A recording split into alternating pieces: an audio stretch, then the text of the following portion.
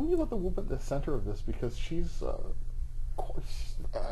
don't even know when to start with her. She's a wonderful, no wonder you read, as soon as you found her, you must have just jumped. Well, for sure. She was 12 years old, working class girl, barely literate, when she found and excavated her first huge marine reptile fossil.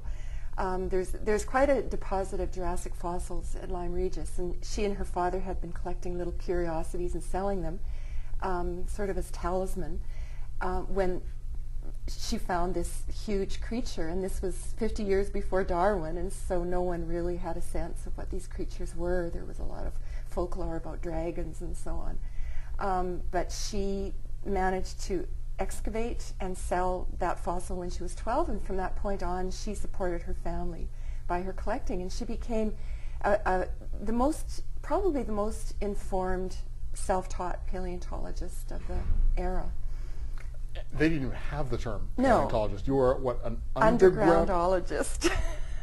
And it's so funny to read, Yeah. because these are scientists who are weighing and checking, instead of a reference book, they're checking the Bible to see if they're on the right track. Well, that's right. William Buckland, who's quite prominent in the book, had just established a faculty at Oxford University of undergroundology. It became the geology faculty, but it was Oxford University was very orthodox at the time, and he saw his funding for that faculty as being tied to his orthodoxy, and so he was looking at all of this as the detritus from Noah's flood. And it is amazing to think that these were the men of science of the period. So he has to put up with religious ignorance and then sexist, I mean... This was the early 19th century. I don't think she was singled out in particular for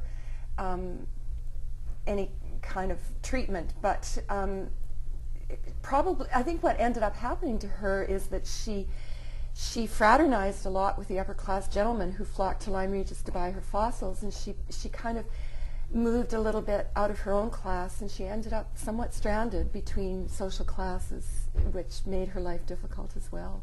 She's, at the beginning of the book, selling curiosities, and it took me a minute to figure out what the heck a curiosity was, and then I was like, oh my God, is that what they think they are? So explain what curiosities were thought to be and then what they actually are. Yes. Well, they were finding... Lyme Regis is extremely rich in all kinds of small fossils, and if you go there you can still pick them up on the beach. So ammonites and belemnites and various small mollusks like that. The people were finding them. They had a lot of folklore about them, that they were... belemnites, they thought, appeared everywhere, every place that a lightning bolt struck. They thought that ammonites were curled up snakes. So they were selling, Mary and her father were selling them in the square, and they had various superstitions around how they would benefit your health. Ammonite was, you know, a little bit of an aphrodisiac or whatever. They would carve heads on them and talk about them as snake stones. So there were various fossils that would keep milk from souring and that kind of thing. And they called them curiosities or curios. So the Curie man was the man who sold these fossils. Tell me about Henry, because she comes from the lower class but actually has class, whereas he comes from the upper classes and really doesn't have much at all. Oh, that's interesting. Is that a fair way of... because he's kind of in disgrace at the beginning of the book. Yes, he's thrown out of military college for insubordination. This is something that historically happened to him. Henry de la Beche is the second major character in this book, and I was drawn to him because there are anecdotal accounts that Mary Anning was in love with one of the upper class gentlemen that she worked with, but nobody knows who it was. And so I had the wonderful author's position of being able to choose from these men, looking at them historically, who would be the most interesting to write into that role. And I found him extremely interesting. He was quite a radical thinker in some ways. He used to do satiric cartoons with, you know, talking dinosaurs and this kind of thing.